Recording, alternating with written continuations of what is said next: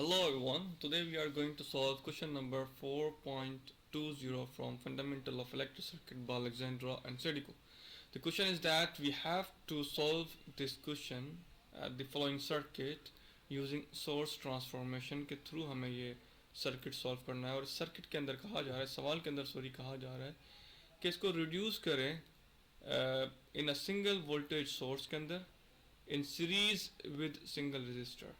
एक single register के साथ सीरीज के साथ कनेक्ट हो और आपको ट्रांसफॉर्म करना है, ओवरऑल सर्किट रिड्यूस करना है, अदर वर्ड कहा जाए तो। अच्छा, लेकिन हमें पता होना चाहिए कि सोर्स ट्रांसफॉर्मेशन है क्या चीज़। देखिए, सोर्स ट्रांसफॉर्मेशन के अंदर हम बेसिकली किसी भी सोर्स को ट्रांसफॉर्म कर सकते हैं। For example voltage current source है यहाँ पर, तो हम इस सोर्स को वोल्टेज सोर्स में ट्रांसफॉर्म कर सकते हैं। इसके लिए थोड़ी बेसिक अंडरस्टैंडिंग होनी चाहिए हमें। जैसे कि पता है V is equals to I R होता है। अगर हम ये भी कहें कि I is equals to V upon R होता है, तो इन दो ही फॉर्मूलाज को यूज़ कर, एक ही फार्मूला है लेकिन हम इसको ट्रांसफॉर्म कर रहे हैं, इस वाले को इस फॉर्मेट में और इस वाले को इस फॉर्मेट में। तो यहाँ पर भी ओवरऑल सर्किट के अंदर रेजिस्टेंस और वोल्टेजेस भी इसी तरह ट्रांसफॉर्म होगी इस फॉर्मूले के तहत। तो सबसे पहले हम देखेंगे कि हमारे पास ये जो आपके पास करंट सोर्स है, इसको अगर कैसे ट्रांसफॉर्म करें। देखिए, अगर हम इसको ट्रांसफॉर्म करना चाह रहे होंगे तो हमने कहा V is equals to I R का फॉर्मूला है और यहाँ पर हमारे पास V is equals to I R, तो हमारे पास उसके सामने वाला पैरेलल। देखिए, करंट को वोल्टेज में ले जाने के लिए जो पैरेलल में सर्किट रेजिस्टेंस हो, सर्किट के अंदर रेजिस्टेंस होगा, उसको सीरीज में होना लाजमी होगा उस सोर्स के अंदर। अब देखते हैं इसके अंदर कैसे होगा। देखिए, यहाँ पर अगर हम, ये आपके पास वोल्टेज सोर्स हो जाएगी, ये आपके पास ओवरऑल ट्रांसफॉर्म हो रही है। तो इसके अंदर अगर देखा जाए कि ये आपके पास सोर्स है और यहाँ पर हम कहते हैं कि ये जो रेजिस्टेंस था आपके पास पैरेलल, वो 10 ओम हो गया सीरीज के अंदर, क्योंकि V is equals to I R होगा। तो I आपके पास 3 है और आपके पास रेजिस्टेंस 10 है, तो 3 मल्टीप्लाई बाय 10, तो ये 30 वोल्टेज आपके पास यहाँ आ जाएंगे। होपफुली ये बात समझ में आ रही होगी किस तरह सोर्स ट्रांसफॉर्म हो रही। मैंने कहा करंट के अंदर जो पैरेलल में सर्किट रेजिस्टेंस होगी, वो जब वोल्टेज ट्रांसफॉर्म कर रहे होंगे, उसको वोल्टेज सोर्स में तब्दील कर रहे होंगे, तो आपके पास ये जो रेजिस्टेंस पैरेलल में होगी वो सीरीज में हो जाएगी और V is equals to I R का फॉर्मूला लगेगा और उसके बाद हम simply I multiply by R, यानी कि ये आपके पास सोर्स का करंट और रेजिस्टेंस उसके पैरेलल में लगा हुआ, वो आपके पास क्या हो जाएगा, मल्टीप्लाई होकर आपके पास वोल्टेज निकल आएगा। और उसके आगे आपके पास देखेंगे एक आपके पास ये बाकी सर्किट रिमेनिंग, क्योंकि हमने अभी तक एक सोर्स को ट्रांसफॉर्म किया है, सॉरी। तो यहाँ पर 12 वोल्ट है और उसके बाद आगे जाएंगे तो यहाँ पर अगर देखा जाए 16 वोल्ट है और ये आपके पास सर्किट बन गया। ठीक है जनाब, और यहाँ पर 20 वोल्ट एंड देन यहाँ पर हमारे पास 40 ओम। देखिए, अब हमारे पास जो वोल्टेज सोर्स है उसके लिए हमारे पास अहम है कि वो आपके पास सीरीज में होनी चाहिए। सीरीज वाला जो रेजिस्टेंस होगा उसको हम, उसके जरिए हम उसको ट्रांसफॉर्म कर सकते हैं। अगर हम कहें इस वाली चीज को हम देखें, इस वाली चीज को अगर हम देखें 12 और 20 लगा हुआ है, अगर इसको हम करंट फॉर्म में करंट में तब्दील करनी है तो हमें सिंपल सा V I is equal to V upon R का वही फार्मूला, V आपके पास 12 ओम है और डिवाइड बाय 20, जो आपके पास आएगा वो आपका करंट सोर्स का सोर्स की वैल्यू होगी, जो कि हमारे पास आ रही है 0.6। तो हम इसको, इस ओवरऑल सर्किट को अगर हम आगे ले जाएं, यहाँ बनाना चाहें तो प्लस माइनस आपके पास 30 ओम, 30 वोल्टेज एंड देन इसके साथ आपके पास एक 10 ओम का आपके पास रेजिस्टेंस है एंड देन उसके बाद हमने क्या कहा, हमने कहा कि सॉरी ये सीरीज में है तो वो पैरेलल में हो जाएगा क्योंकि करंट सोर्स में तब्दील हो गया।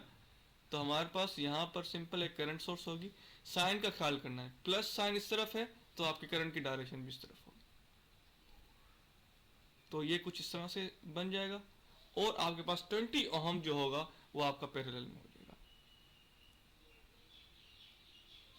ये आपके पास 20 ओम पैरेलल में हो गया और ये 0.6 जो हमारे पास करंट आया था।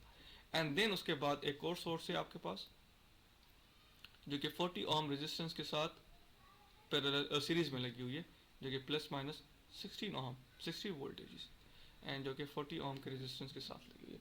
जब हम इसको सॉल्व करेंगे तो हम सिंपली क्या करना चाह रहे हैं, इसके साथ भी वैसे ही अमल करेंगे जो कि हमने इस वाले के साथ किया। तो सिंपली वही चीज़ दोहरानी पड़ेगी। तो हम क्या करेंगे, 16 और 40 हो रहा है, तो v अगर हम बात करेंगे करंट निकालना है तो ऑब्वियसली बात है I is equals to V upon R. वही v आपके पास 16 है and then 40, then is equals to आपके पास बन जाएगा ये ऑलमोस्ट 0.4 एम्पियर। तो सर्किट कुछ इस तरह का बनेगा, plus minus 30 volt and then आपके पास आ रहा है यहाँ पर 10 ओम। उसके बाद आपके पास यहाँ पर एक करंट सोर्स आ रही है जो कि आपके पास 6 से 0.6 एंड देन उसके बाद आपके पास ये सर्किट बन रहा है। और उसके बाद अगर हम बात करें कि यहाँ पर हमारे पास एक 20 ओम का रेजिस्टेंस है, ठीक है, और उसके साथ साथ आपके पास एक 40 ओम का रेजिस्टेंस है। अगर मैं इसको 20 का नाम दूँ, इसको 40 का नाम दूँ तो कोई प्रॉब्लम नहीं है। एंड देन आपके पास दो सोर्सेज हैं, जो कि आपके पास सॉरी एक सोर्स है जो कि हमारे पास आ रही है ऊपर की तरफ जा रही है करंट डायरेक्शन, क्योंकि वोल्टेज पॉजिटिव ऊपर की तरफ साइन दिया हुआ है। तो हमारे पास ये 0.4 एम्पेयर है एंड देन ओवरऑल यहाँ है। अगर हम बात करें मजीद इस सर्किट को सॉल्व करने की, देखा जाए तो हमारे पास ये जो दो आपके पास अभी तक हमारा सर्किट कुछ इस तरह से बन चुका है। और अगर हम बात करें कि हमारे पास ये सोर्स वोल्टेज सोर्स है, रिमेनिंग आपके पास कितनी सोर्सेज हैं, करंट सोर्स दो सोर्सेज हैं, ये तमाम एक नोड पर आ रही हैं। तो हम अपनी आसानी के लिए इसको भी हम करंट सोर्स में तब्दील कर लेते हैं, सिंपल सी बात है। तो डायरेक्शन कुछ ये रहेगी और उसके बाद ऑब्वियसली बात है कि पैरेलल में रेजिस्टेंस होगा। तो मैं कहता हूँ कि तमाम सोर्सेज करंट सोर्सेज एक जगह पे इकट्ठे कर सकता हूँ, मैं बिल्कुल कर सकता हूँ क्योंकि एक ही नोड में जा रही हैं। 0.6 एम्पेयर एंड देन उसके बाद आपके पास एक और करंट सोर्स है जो कि 0.4 एम्पेयर एंड देन आपके पास एंड में तमाम रेजिस्टेंस में लगा सकता हूँ। एक हमारे पास 20 ओम है और एक हमारे पास 40 ओम है, लेकिन हमने इसके करंट नहीं कैलकुलेट किए। तो सिंपल सी बात है, V is equals to I R का वही formula, sorry I is equals to V upon R. Then V हमारे पास 30 है एंड देन हमारे पास 10 ओम रेजिस्टेंस है। तो हमारे पास ये कुछ करंट निकलेगा 3 एम्पियर। तो यहाँ पे हम 3 एम्पियर लिख सकते हैं इस सोर्स की जगह पर। करंट डायरेक्शन देखें, वोल्टेज सोर्स की साइंस के हिसाब से रखा हुआ है, जो उसके प्लस माइनस के जो टर्मिनल्स वोल्टेज होते हैं, टर्मिनल साइंस होते हैं, उसके हिसाब से रखा हुआ है। और इसी तरह से इसका 10 ओम एंड में आ जाएगा। अगर हम इन तमाम रेजिस्टेंस को पैरेलल सॉल्व करें और इन तमाम करंट सोर्स को पैरेलल में क्या होती है, ऐड होता है। करंट क्या होता है, पैरेलल में ऐड होता है। तो हम इस पूरे सर्किट की कंडीशन कुछ इस तरह से बयान कर सकते हैं कि हमारे पास ये 4 एम्पियर, तमाम करंट की डायरेक्शन सेम है, तो ये 4 एम्पियर एंड देन अगर हम इन तीनों को रेजिस्टेंस को सॉल्व करेंगे तो हमारे पास कुछ बन रहा है 5.714 ओम।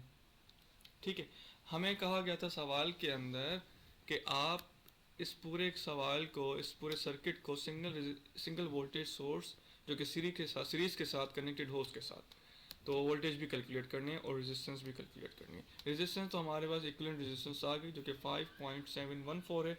तो वोल्टेज सोर्स का इसको दोबारा वोल्टेज सोर्स ट्रांसफॉर्मेशन का फॉर्मूला लगाएंगे।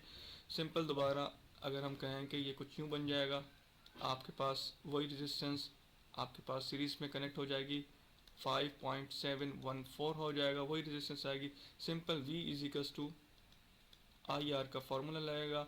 V आपके पास जो निकलेगा, I आपके पास 4 एम्पेयर है और R आपके पास 5.714 है। जो भी इसकी वैल्यू आएगी आपके पास वो वोल्टेज सोर्स होगी।